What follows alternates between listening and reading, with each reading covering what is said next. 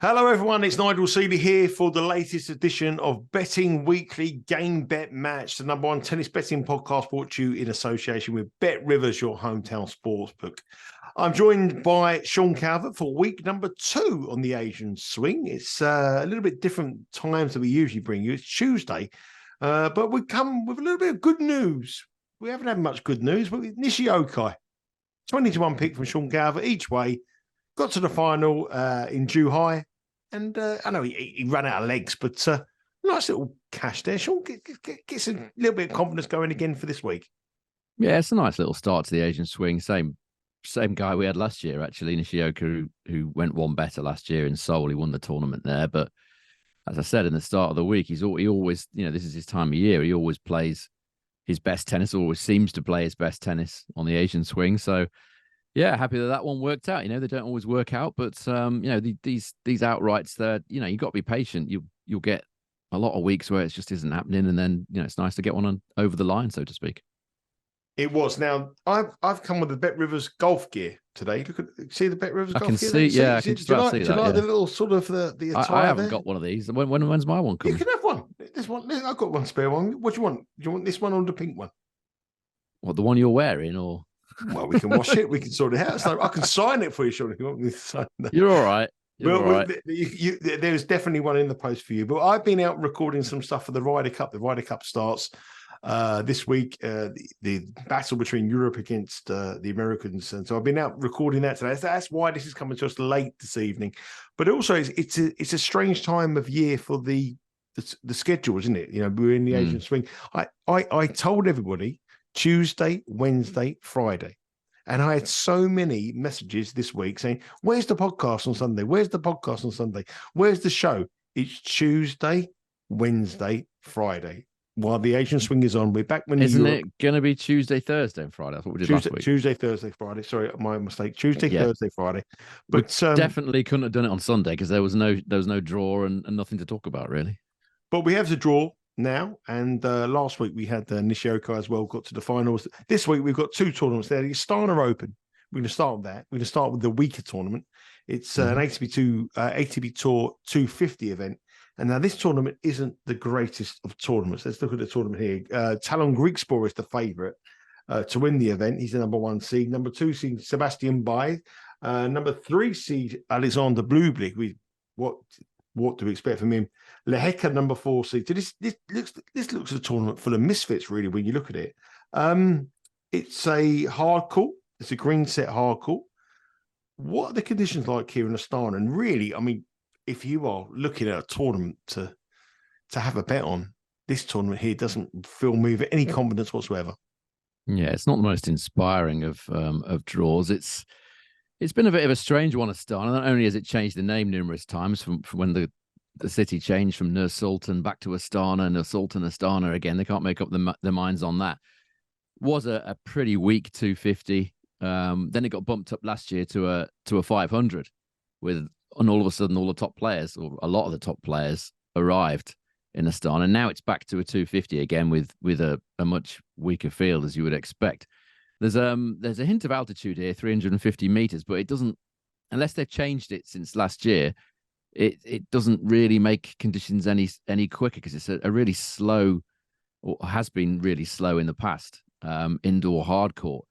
Last year, Carlos Alcaraz, who played here, lost in the first round to David Goffin. He said it's not easy to get used to. It's really, really slow. So that's coming from Alcaraz. It averages 77% holds the serve, 69.8% first serve points won, which is pretty slow despite the altitude. Averages only 35% tie-break matches, which is actually the same number as Estoril on the clay. So it's not quite as slow as clay, but it has been pretty slow. Indoor conditions can change. They can change the surface, slightly tweak it to whatever pace they like. They can change the balls, make it quicker, slower, whatever. So it's always a little bit risky going on what's happened in the past. But as far as the conditions are concerned, it's always been slow. Let's look at the outright markets and the draw. Really, I mean, Talon Griekspoor is the number 1 seed. It shows you how really poor that is. In the top half of the draw, he's got Sebastian Korda, Jiri Lehecka, and he's got Laszlo Djere. I think, given the court speed you mentioned there, he might be a contender here. The bottom half of the draw sees Stanislas Wawrinka. We have Alexander Bublik. I wouldn't fancy him in the conditions. Manarino and Sebastian Bay. So there's some dangerous floaters in the bottom half. Offner, a player who's good on the slower courts. In the top half of the draw, not really many. Is there any advantage in the top half of the draw to the bottom half of the draw? I don't think so, personally. It looks pretty even, top half to bottom half. As far as the top half is concerned, do you want to know the one I've taken on the top half? Of course. Why Okay, would I have you on? Well, I don't know whether you wanted me to go through something else first, but no. Yeah, I've taken Jiri Lehecka here. Price I took on him was about 11-1 earlier on. He's been on a great run lately. Lehecka made the final of Winston-Salem just before the week before the US Open, then guided the Czech Republic to the Davis Cup final 8 without dropping a set, actually, against the aforementioned Laszlo Djere, also Davidovich Fokina and Soonwoo Kwon. So 3 decent wins there for him to back up his Winston-Salem performance. I don't think he'll necessarily mind the slower conditions, Lehecka. He's got the power to hit through slow courts. A lot of these haven't. He certainly has. And I quite like his draw as well. He's got obviously a bye into the second round. Then he'll play either Zapata Morales or a qualifier. Hardly the most daunting of draws. And then he's into, assuming he wins that, he's into the quarterfinals. Just looking at the sheet here. Might play Jerry again. Maybe Van der Zandschulp. It's not the most daunting of draws. And Greek sport for me is, he's beat by that. I'm not sure what he's got left in the tank, Greek sport. Had a lot of injury problems, didn't seem fit at the US Open. Did pretty well in the Davis Cup, though. He could be one that's kind of got his eyes fixed on the Davis Cup. Happy to take Lehecka in the top half. I've got one in the bottom half as well. I've taken 2 here. Well, you got Lehecka in the top half of the draw. Lehecka currently now is available at $9. Let's look at the outright markets with Bet Rivers currently. Talon Greek Sport is a $6 favourite. Sebastian Korda is $6.50. Alexander Bublik is $7. If it's that slow as you said, I just can't see Alexander Bublik being a threat here. Lehecka is $9. Manarino is $9. Stanislas Wawrinka is $11. Dominic Thiem is $11. And those two actually could meet in the second round with Wawrinka v Dominic Thiem, which would be an interesting battle in the last 16. Sebastian Baez is 12, Laszlo Djere at 12, and Fucsovics is 14. Before we go on to your pick in the bottom half of the draw, can I just mention about Sebastian Korda?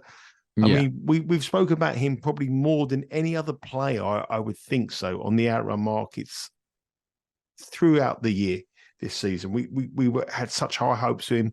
We put him up as a potential Wimbledon champion. We spoke about him as a player. If Sebastian Korda was in some kind of form here, we'd be going this one as about a $2 favourite. Where do you see his career now? Where do you see Sebastian Korda? You still got that belief, or if you like me, I thought he's just gone for me. I think the talent is definitely there, without question. This is a guy that can go toe to toe with the very best players in the world on his day. I think the problem for him is just mental. I think he needs. I don't know what conditions he's working under, whether he has a psychological coach working with him or not. I don't know. If he hasn't, I would suggest, if he's interested in my opinion, which he probably isn't, I would. You could be your psychological coach. You're the man. You could be. I'm not sure. I'm not sure I've got the patience for that sort of thing. No. He wouldn't want to go on them buses, sure. I could make him go on the buses, show him how the other half live, show how lucky he is to have a career in tennis.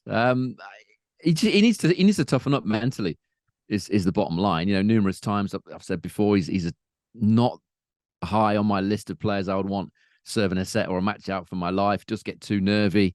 If he can overcome that, which he may not. If he can, then I still think he can win Masters tournaments, go deep in the biggest tournaments in the world if he can do that. And that it's a big if. We've seen so many players, haven't we, come and go over the years that have been super talented and able to go mix it with the best, but the belief hasn't been there. That's for me what he needs. As far as this particular tournament is concerned, I think it's potentially too slow for him. Yeah, I always like Korda at his best in quicker conditions. I just think to myself, tournament like this, Sebastian Korda, number 5 seed, with Talon Greek Sport, number 1 seed. I think it's disgraceful from his point of view. Anyway, you mentioned in the bottom half of the draw, you have a pick. I don't know your pick at the bottom of the draw. I'm gonna look at it now. It's not going to be him. Definitely not going to be him. I think it's going to be Artur Rinderknech. No. Oh, okay. That's it. That was my pick. So who's the pick in the bottom? Definitely not going to be Rinderknech. I'm taking his first round opponent, Mannarino, Adrian Mannarino.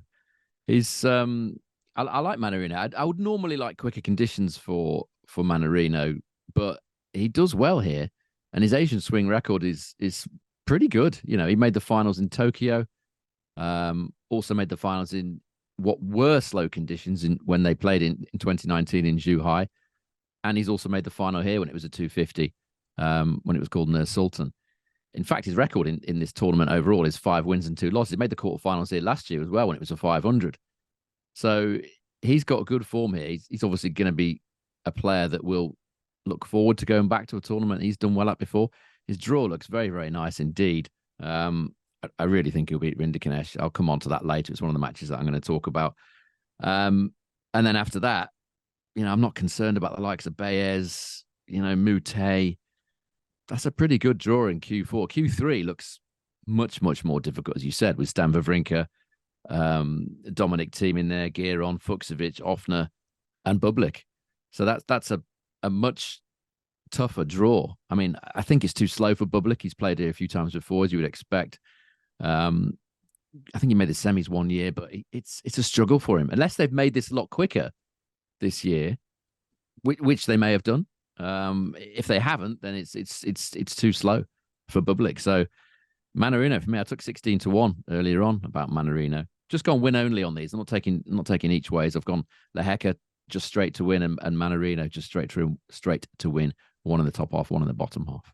Remember, the tournament starts tomorrow. Head to the Bet Rivers website for all the latest odds. There are some matches tomorrow, but most of the matches we're speaking about in Astana and Beijing a little bit later on are going to be played on the following day. So the tournament gets underway tomorrow. It's a very strange period of time. So obviously we don't have much time to promote this, and we don't have much time for you to get your bets on. But head to the Bet Rivers website. You will see the latest odds on this tournament in Astana. We've got 3 matches you want to talk about very quickly, Sean. We have the first match, Popyrin against that man, Sebastian Korda. Sebastian Korda is minus 305. Popyrin is plus 240. The spread here is 3.5. Popyrin plus 3.5 is a minus 114 favourite. Korda is minus 110, giving up 3.5. And the total is 22.5. They have met once before in the Challenger event, and Korda won 6-4, 6-4. In this indoor, it's an indoor event, isn't it? This one? Yes, yeah. So neither of them played indoors this year. Which is sort of a leveler for them both. Popyrin has lost his last 2 matches. Korda has come in, lost in the semi-final against Kachanov. Needs to get his season back on track, but I wouldn't trust him at minus 305. No, he's too short. I mean, as I've said, I'm not sure the slow conditions will suit him. I stand to be wrong on that if they've changed it, which they might have done. And Popyrin, on the other side of the coin, his best work has come in slower conditions this year on the clay. You know, he had a great season on the clay. Won Umag. He would never have thought that at the start of the season that he would be a winner of Umag.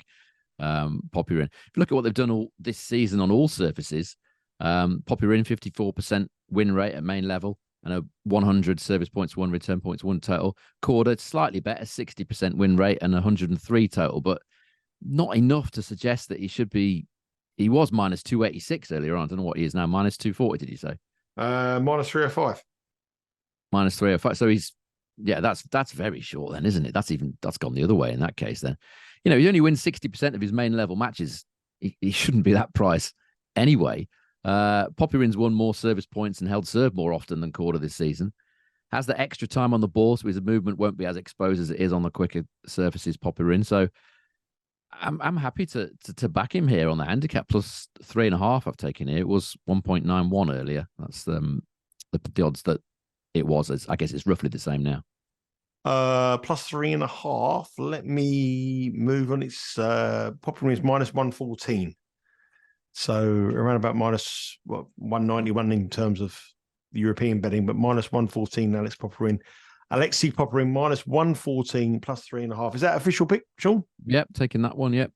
Popyrin's got decent form as well. He won Singapore in Asia on indoor hard as well, so he has won in these. How can you bet Korda, who lose in the first round at Wimbledon to Vesely, how can he be motivated for 250 when he's got to the semi-final last week? I think he's a big fade. If he fancies it, he can win the tournament quite easily. He's plus 650, but he's proper in here, given the prices on the conditions at plus 3.5 on the spread, is a decent bet. The next match we're going to talk about is Botic van der Sandschulp up against Shevchenko. Botic van der Sandschulp, this one is actually tomorrow. It's an early start. It's 6:30 a.m. Eastern time. So we're recording this now, which is coming up to 9 o'clock over in the UK. So it's 4 o'clock Eastern time. This is 6:30 a.m. Eastern time tomorrow morning. And Botic van der Sandschulp is a minus 190 favourite. Shevchenko is plus 150. The spread is 2.5. Van der Sandschulp is minus 143, giving up 2.5. Alexander Shevchenko is plus 112, receiving 2.5. And the total here is 21.5, around about Pick'em, minus 110, the pair. Botic van der Sandschulp is a player that I wouldn't like to bet with anyone's money at the moment, but indoors, he's a better player indoors. Shevchenko's played one indoor match this year and got beaten quite comprehensively. How do you see this one going? I think it's a bad price again on Van der Zandschulp. Two players that haven't been fit lately. Shevchenko retired in the Zachin Challenger 10 days ago with an illness that mysteriously got attributed later on to a knee injury. So I'm not sure what that was all about. Van der Zandschulp withdrew from Shanghai after playing Davis Cup with kind of mixed success. He beat Tommy Paul, but also lost to Otto Virtanen in the Davis Cup. I think the slow conditions here, if they are to be slow, will potentially favour Shevchenko, who likes to play on clay. But he's had good success against the better players so far this season. Shevchenko beat the aforementioned Seb Korda, lost in 3 tight sets to Sinner and to Medvedev and to Hurkacz, so he can mix it with the best. Main level stats this season, slight advantage to Van der Zandschulp, but not great. 98 total for him in service points won, return points won. Shevchenko 95, so slight advantage to Van der Zandschulp there. Neither man's played in I've put China here. I think that means the Asian swing. Neither man's played in sort of this section of the tour, shall we say, with any kind of regularity. Van der Zandschulp, after he played Davis Cup, he said, "I've been a bit up and down. It's good that I have 2 months to get some match rhythm before Malaga," which suggests that his goal for the season is to find his peak form at the Davis Cup final. So not sure about the motivation here. It's not quite strong enough for me to bet, but Shevchenko would have to be the lean here at around about plus 180. Yeah, plus 180, but Van der Sandschulp was minus 190, Shevchenko plus 180. I did say earlier that we were recording these shows on Tuesday, Wednesday and Friday. It's actually Tuesday, Thursday and Friday, so I apologise for that. Just a strange schedule. I mean, it's just a little bit weird as to how things are going. Confusing, isn't it? Very confusing. I wake up every morning, wanted to speak to you on a Sunday night. I come home, have my roast dinner, and I think I'm going to speak to Sean Calvert. I don't speak to Calvert. The highlight of your day has just gone out the window. I wouldn't say that. It's part of my day. I wouldn't say it was the highlight of my day, but it's part of my day. Anyway, the final match here in Astana is the match that we sort of touched on. Manarino, one of your picks, and I said Rinderknech. I thought it might be your pick. Rinderknech has a fantastic record indoors. He's no joke indoors. He's a good player, and Manarino does lead the head-to-head 1-0 in the previous meeting they had. It was in Montreal on a hard court, 6-3, 6-3. Manarino won that match. If you look at the statistics between the two, not really much in it, but obviously you like Manarino here. The odds are suggesting you're right, minus 182 for Manarino, plus 145 for Artur Rinderknech. The spread is 1.5. Rinderknech plus 1.5 is plus 115. Manarino giving up 1.5 is minus 148, and the total is 22.5. I've bet Manarino many times in these low-level tournaments, and he's never really performed for me.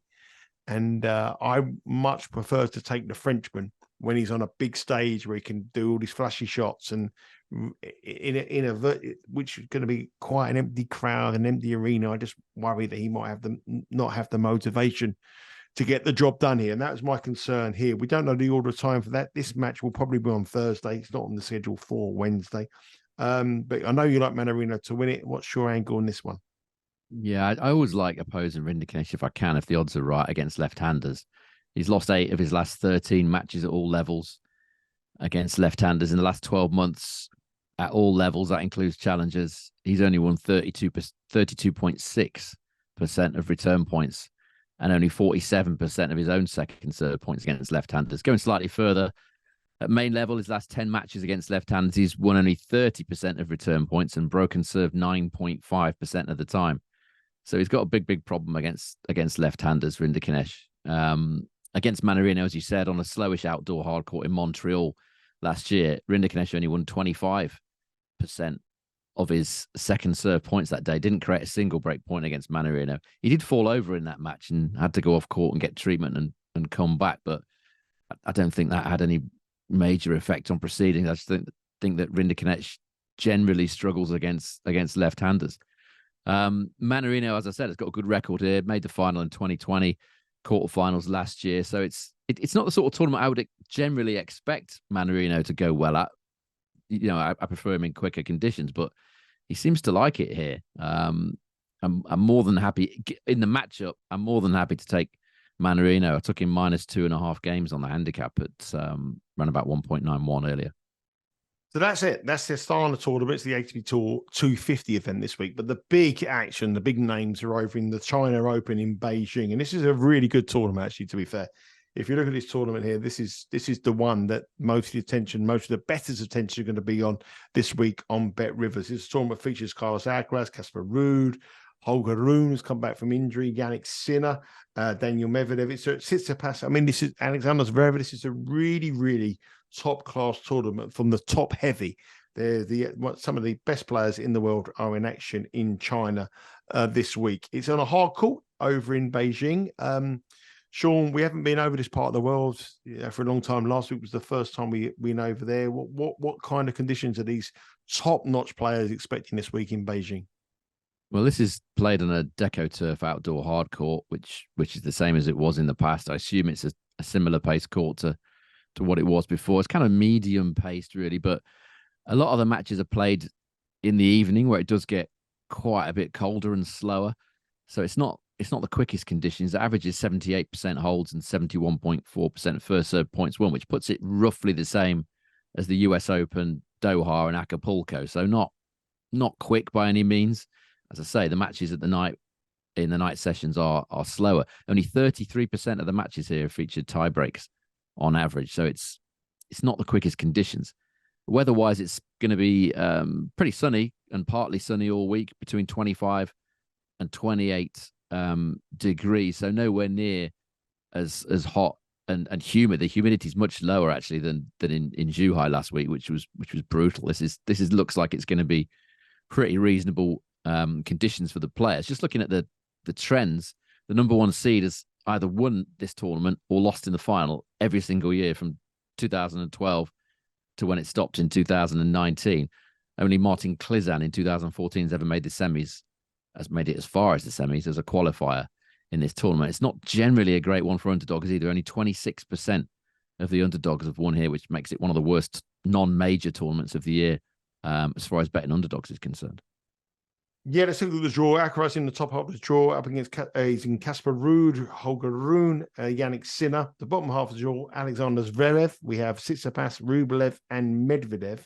There's some really, really good first round matchups here. Alex de Minaur against Andy Murray, Tommy Paul against Daniil Medvedev, Tsitsipas against Jarry.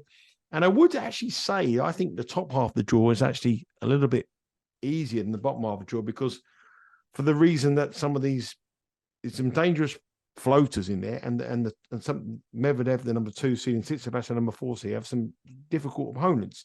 Let's look at the outright markets. Carlos Alcaraz is plus 150. Medvedev is $3. Yannick Sinner plus 450.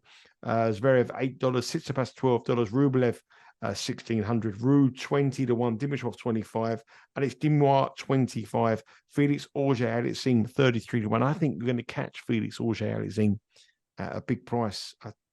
Not necessarily this tournament, but I just feel that he's got the quality and to win the tournament at a big price. But it might not be this week. But what's your thought here? Where's your thought process? Because it's an intriguing draw. Felix Auger-Aliassime against Holger Rune is a really interesting game. Both players completely out of form, both suffering from injuries as well.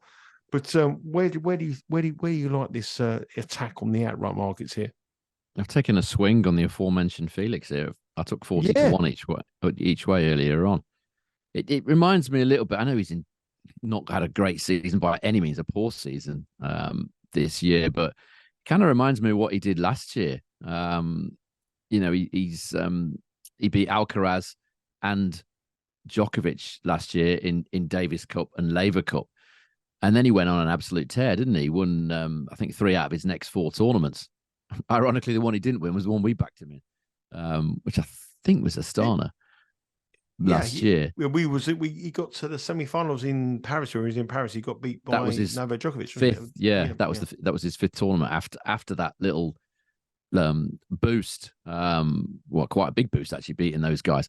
He's done a similar thing here. I mean, it's not quite the same beating Gael Monfils in Laver Cup, but he won his singles and his doubles in the Laver Cup and helped his team win. So that boost might inspire him. He needs to get going because he's got an awful lot of points to defend coming up over the next sort of month or so. And if he doesn't defend them, if he's losing first round, second round, he's going to have a big old drop in the rankings. So the motivation is there. The freshness is there. Obviously, he's not played that many matches this season. Played here before. He's familiar with the Asian swing. I think he'll beat Rune because Rune's not fit. I mean, he was another one that didn't play Laver Cup. He's still got that back injury. I've taken him at 40 to 1. It is a bit of a swing, but I think the odds are right. We might catch this guy at the right time. Well, I think it's a great play. I never knew you had that. I've literally just walked through the door, as you know. I've just come straight through the door, straight back from filming the Ryder Cup stuff, which is going to be live on now. Not live. It's going to be up on the socials on because we were myself, Sean Calvert, and Dan Rober recorded some stuff for the Ryder Cup today. So I didn't even know that. So it's quite interesting because he was the one I looked at and thought, 33 to 1 in a tournament like this at the end of the season when you can question Alcaraz, is he really going to be up for it? Rude, no. Holger Rune, injured. Yannick Sinner. It looks something. Out of all those players, there's one player that wants to put in the performance, and I think Felix Auger-Aliassime here. He's currently 33 to 1. You took the 40, but 33 to 1 is a decent price, and I think it's quite funny. We didn't know that, but we're on the same level, on the same page here on the outright market in Beijing. Let's look at the matches. Zhang against Nishioka. Nishioka just come very, very close for us today.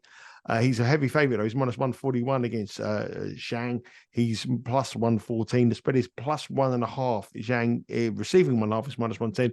The total is 22.5. They've never met before. Nishioka absolutely exhausted. I watched the first set today. Gone. I won't be betting him at minus 141. Yeah, he's going to be exhausted. That was brutal conditions in Zhuhai. I know he's motivated for the Asian swing, but he's not known for his great physicality. Nishikori isn't either, incidentally. Nishioka is also not, he's always got injuries. Nishioka, often injured. This time, reminds me of this time last year when we backed him in Seoul, and I opposed him straight after against Kekmanovic in Tokyo, which was a home tournament for him, and Kekmanovic won in that first round match. I'm just not sure he's going to have anything left in the tank. Plus, if you think from Nishioka's point of view, he's still got Tokyo to come in a couple of weeks' time. He's still got Shanghai Masters 1000 next week in quick conditions, which this Beijing generally isn't. So the motivation level there, I think, for me, not quite there with Nishioka and the energy levels. He also has a worse record against fellow left-handers such as Shang. 42% win rate at main level against lefties, 47% against righties. So his facing fellow lefties has not been great for him. Shang isn't the strongest of physical specimens either. He retired in the Guangzhou Challenger. Then you probably saw he had to get a piggyback off court from Mackenzie McDonald in Shanghai after their really tough, long 3-setter. But he's had a little rest since then. He's obviously a home player, highly motivated. I think he just have more. I just think he'll want it more than Nishioka this week. I took Shang earlier on at plus 125. He's plus 114 now. Still value? I'm happy to take it. Yeah, odds against. I think Nishioka is going to be, on his last legs. We've got to fade Nishioka in some capacity here. Minus 141. I think it's definitely a favourite to fade. Jan Lambert-Struff, he's plus 150 against Casper Ruud. Casper Ruud is minus 186. Casper Ruud is a heavy favourite here. The spread is 2.5. The total's are 22.5. But if he's going to win this, Casper Ruud, he's got to overturn a 4-0 head-to-head record. Struff leads 4-0, an opponent that he can never get the better of, and he hasn't even won a set against the German. Yeah, this is all about the matchup for Jan and Struff against Ruud, 4-0, as you said. In the 3 matches that we've got stats for, one of them was I think played during COVID, so we haven't got the stats for that, but it's overwhelmingly in favour of Struff. He's won 71% of his service points and 45% of his return points against Casper Ruud for an overwhelming lead in terms of the service points won and return points won totals of 116 to 84. Doesn't get much more one-sided than that. Ruud's only won 29% of his return points against Struff, hasn't been able to handle the Struff service at all. We know from Struff that he tends to be a fast starter. He's won the opening set 8 times in his last 15 matches against top 10 opponents. Tends to start well, can't always keep his level up. Coming back from injury, will be highly motivated. He played last week in Shanghai, still needs to matches to get that, to keep that ranking that he worked so hard to get. Night match might not be ideal for Struff, but I'm not sure what the schedule is yet. Ruud's shown very little since the clay finished. Lost to Artur, Feast, Davidovich Fokina, Purcell, Zhang. He's also 1-4 win-loss on the Asian swing, Casper Ruud. So this isn't really his time of year. I've taken Struff to win the opening set. I took him at plus 128 earlier with Bet Rivers. I'm not sure what the odds are on him winning the opening set are now, but I'm happier for him to win the opening set, because if it is a night match, he could get ground down in the end, but taking set 1. He's still plus 128 to win the first set. There's 29 different markets available on the Bet Rivers website. And remember, you can live stream the match. So if you want early hours in the morning and you want to go and feed the dog, feed the cat, have a bit of breakfast, you can sit on your laptop and watch the match without waking. I go and stream matches without waking the missus up, but that's what I do anyway. It's each up to their own. You do what you want to do. The final match we're going to talk about is Dan Evans against Jannik Sinner. Jannik Sinner is a player that I absolutely love watching. I enjoy watching, but I lose so much money on Jannik Sinner. I can never understand why I'm losing money on him. He's minus 480. Dan Evans is plus 350. Overwhelming favourite for the number 6 seed. Number 6 seed in the tournament list, Jannik Sinner should be at least number 2, number 3 seed. But he's been on a disappointing run. Dan Evans obviously won Washington, come from the Davis Cup heroics. Do you see this one going? It's a first meeting, so I think it's always difficult. But I feel like Evans has got the kind of game that variety that he has. I think it might take Sinner out of his baseline comfort zone. I'm not obviously completely sure about that because they've never played. But if you look what Evans has done this hard court summer in Davis Cup since he suddenly sprang back to form in Washington, D.C., 64% win rate and a service points won, return points won out of 103. Very decent. Not as good as Sinner, who's on 106 and a 78% win rate in that same time frame. But I feel like, I watched Alcaraz Evans in New York, and we know that Evans has got the ability to mix it with the best when his confidence is up, which it kind of is at the moment. Last week we expected him to lose, didn't we? Against Saflin, and he duly digs. He didn't really have time to prepare for that. But Evans, I think it's more of a lean because it is a first matchup. But I've taken Evans. Well, my lean here would be to take Evans, should I say, plus 4.5 games. I think that's quite a big handicap for Sinner to overcome. That was minus 109 earlier on with Bet Rivers. Yeah, it's still minus 109. It's a lean from Sean there. We've got some official picks though, Sean. Give us a quick rundown on your official picks this week. Yeah, we'll have to be quick, won't we? We've got Zhang. We've got Zhang against Nishioka here in Beijing, and Struff to win the opening set against Casper Ruud, and just Astana. Let me just open that. And the outright, obviously, in Beijing, 33 to 1, if you can get that now, on Felix Auger-Aliassime. Over in Astana, I took Popyrin plus 3.5 games against Korda, and Manarino minus 2.5 games against Rinderknecht. And the 2 outrights, win only on the outrights, Lehecka and Manarino there. So it's lots of bets. Tournament Astana, which is not the greatest one in Kazakhstan, but the big one is in Beijing, where the big players in the world are in action. Myself and Sean will be back on Thursday We'll also be back on Friday. I did say earlier it's Wednesday, it's Thursday and Friday. You can follow us across 4 means. You can follow us on this podcast by downloading the podcast Betting Weekly Game Bet Match on your preferred podcast provider. You can subscribe to our YouTube channel, Betting Weekly Studios. Give us a subscribe there. Just press the bell button and we're notified of every time anything drops there. I'm really pleased with the amount of people who have subscribed to that channel, and thank you very much if you have done so as well. And you can also follow us on our socials at Because We Win on Twitter and also on Instagram. There's going to be some brilliant content coming this week. We've just done some brilliant shows with Dan Roebuck and Simon Holt on the Ryder Cup, which starts on Thursday. Head to the Bet Rivers website, Friday, sorry. Head to the Bet Rivers website for all the latest odds on that. And also, there's a huge week on football across Europe in this soccer world as well. Sean, thank you very much for joining me as always. I know it's a little bit rushed today. It's a bit, I was rushing around a bit later than usual, but thanks very much. Good luck with your bets this week. Go one better than Nishioka last week. The Asian swing, we're swinging for you. We're going to get some cash. We're going to cash some tickets.